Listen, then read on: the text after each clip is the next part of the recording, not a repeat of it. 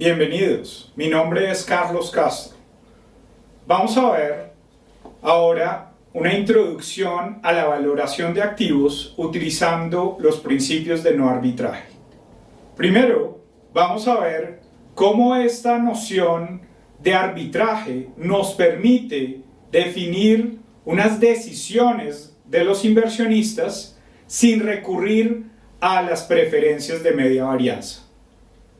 Primero vamos a tener que introducir algunos elementos para trabajar en este contexto, como la definición de un mercado financiero, la definición del portafolio, el portafolio replicante, los activos redundantes y los estate claims. Esto nos va a permitir definir qué es un mercado completo y qué es un mercado incompleto. También nos va a permitir introducir una ley importante que es la ley de único precio. Y también vamos a poder utilizar los principios de no arbitraje como el elemento fundamental de valoración de activos. Finalmente, recogemos todos estos principios bajo los cuales vamos a plantear que funcionan los mercados financieros y vamos a poder recuperar unas reglas de valoración que van a ser aceptadas por todos los agentes que participan en estos mercados financieros. Vamos a empezar considerando un problema que va más allá de las preferencias de media varianza para el propósito de toma de decisiones de los agentes.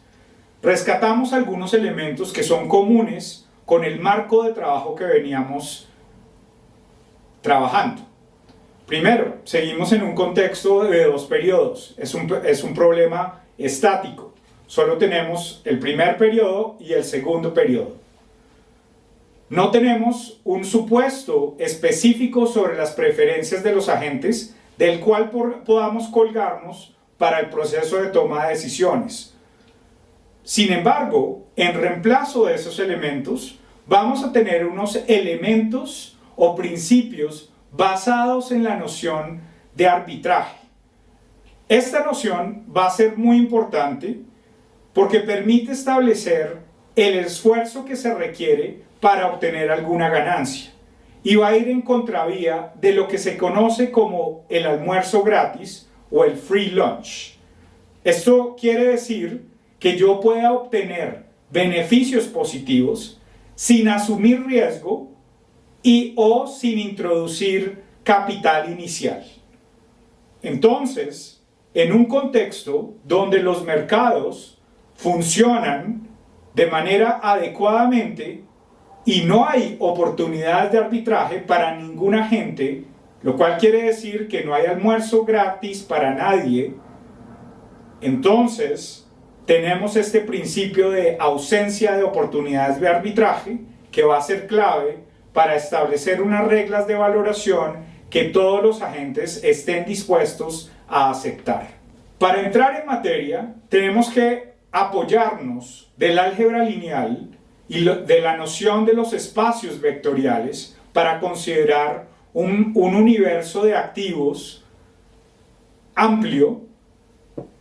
Vamos a definir en este contexto algunos elementos que van a ser importantes para el proceso de toma de decisiones. Empezamos por la matriz de pagos. Esta es la matriz A. La matriz de pagos en sus columnas tiene los activos. Tenemos K activos y en sus filas tenemos S estados. Que estos estados representan la realización de los pagos de cada uno de los activos cuando sucede un estado en particular. Esta va a ser la forma en que vamos a representar la incertidumbre a través de las diferentes realizaciones de la variable aleatoria de los pagos en los diferentes estados del mundo. También vamos a tener un vector de precios asociados a los activos, que lo vamos a denotar por Q. Entonces es un vector de precios de dimensión K, donde Q1 hasta Q de K contiene el precio individual de cada uno de estos activos. Estos precios guardan una correspondencia con la matriz de pagos y es esta dupla, la matriz de pagos y los precios, lo que en este mundo nos permite definir un mercado financiero. ¿Cómo interpretamos estos elementos A y J de la matriz de pagos? Estos van a representar la ganancia que tendría un inversionista de hacer una inversión en particular. Por ejemplo, recuerden que hemos pensado que un inversionista compra una acción y luego la vende y obtiene una ganancia positiva o negativa de este ejercicio. Aquí, en cada uno de los elementos A y J de la matriz de pagos, vamos a tener la realización de uno de esos posibles beneficios para el inversionista. Es nuestra manera de introducir en este contexto la incertidumbre. Es fácil ver que podemos, con esta definición de los elementos A y J de esta matriz, definir los retornos brutos como el elemento A y J correspondiente a un estado y un activo dividido por su respectivo precio. Esto es análogo a lo que hacíamos anteriormente de considerar el beneficio dividido sobre el precio inicial del activo. Y cogemos esta noción del retorno bruto, le restamos 1 y llegamos a la tasa de retorno neto, que es lo que usualmente calculamos cuando analizamos esta estrategia de compra y venta de acciones y la rentabilidad del inversionista. Ahora vamos a comparar y analizar algunos ejemplos de estas matrices de pago. Tenemos la primera matriz, la matriz A, que tiene 3 activos y 4 estados del mundo. ¿Qué podemos concluir de esta matriz? Podemos ver que el primer activo tiene el mismo pago en todos los estados del mundo. Eso quiere decir que es un activo libre de riesgo, porque paga lo mismo independientemente de cuál estado suceda. Por el otro lado, tenemos los activos 2 y 3, que tienen diferentes pagos dependiendo de la realización del estado del mundo, donde hay pagos positivos y hay pagos negativos. Una manera intuitiva de pensar estos diferentes estados del mundo, por ejemplo, es suponer que cuando la economía está mal es un estado del mundo, cuando la economía está bien es un estado o es otro estado del mundo. Aquí tenemos una nueva matriz de pagos denominada B, donde de nuevo tenemos 3 activos, pero en este caso tenemos únicamente 3 estados del mundo. ¿Qué podemos concluir de esta matriz? Esta es una matriz muy particular, porque hay una correspondencia entre los estados del mundo y los pagos. Si se dan cuenta, el primer activo únicamente paga en el primer estado del mundo, el segundo activo paga en el segundo estado del mundo y el tercer activo paga únicamente en el tercer estado del mundo. Eso quiere decir que son activos que solo pagan cuando suceden esos estados. Vamos a mirar en detalle más adelante este tipo de matrices. También vamos a introducir una noción de portafolio o de asignación de portafolio en este contexto. El vector de portafolio vamos a denotarlo θ y cada uno de sus elementos asociado a cada uno de los activos, es decir, θ1 hasta θk, va a representar la posición que tenemos en cada uno de los activos. Puede ser la cantidad de acciones que tenemos de cada uno de los activos. Luego, si cogemos el vector de precios Q y hacemos el producto punto con el vector de portafolio o de asignaciones de portafolio, ¿eso qué nos va a dar? Nos va a dar un escalar que representa el valor o el precio del portafolio. También podemos tomar este vector de portafolio junto a los precios y recuperar una expresión similar a la que utilizamos en el capítulo anterior para denotar la cantidad de nuestra riqueza invertida en cada uno de los K activos. Recuerden que eso era un vector W. Ese vector W en este caso, ¿cómo se ve? Se ve como si cogiéramos el precio de cada activo por el número de acciones dividido por el valor total del portafolio o el ingreso disponible del inversionista. Aunque no vamos a utilizar el vector de W en este contexto, es bueno tener en cuenta cómo se conecta con la teoría de portafolio que vimos anteriormente. Por último, tenemos un concepto muy importante que surge de una operación matricial entre la matriz de pagos y el vector de asignaciones de portafolio. Esto nos va a dar el valor que paga ese portafolio en cada estado del mundo.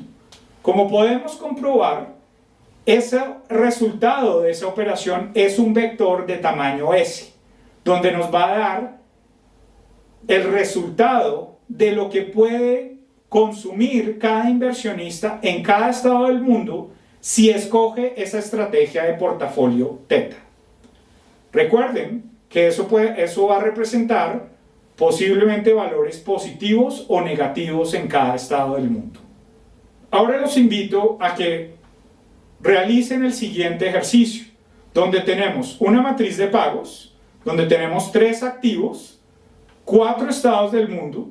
Vemos que el primer activo es un activo libre de riesgo.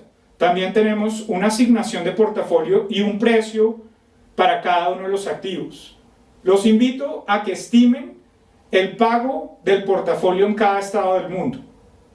Luego, estimen el precio de este portafolio. Y por último, estimen ese vector W, que es la proporción de inversión en cada uno de los activos sobre el valor del portafolio total. Aquí tenemos un ejercicio donde vamos a analizar cómo se calcula el vector de pagos del portafolio, el precio del portafolio y estimar el porcentaje de asignación a cada activo en el portafolio. Para eso tenemos la matriz A, aquí la hemos colocado en Excel, donde el primer activo es un activo libre de riesgo y tenemos otros 2 activos riesgosos. Tenemos un vector de asignación teta para cada uno de los activos y un precio Q para cada uno de los activos, un vector de precios 1, 3 y 5 que nos indica el precio de cada uno de los activos. Primero, si queremos calcular el pago del portafolio en cada estado, esto es una operación entre la matriz y el vector de precios. Nos va a dar el pago en cada estado. Entonces, ¿cómo la llevamos a cabo? Utilizamos esta función mmult que nos multiplica esta matriz de 4 por 3 por el vector de 3 por 1. Entonces nos va a dar como salida un vector de 4 por 1.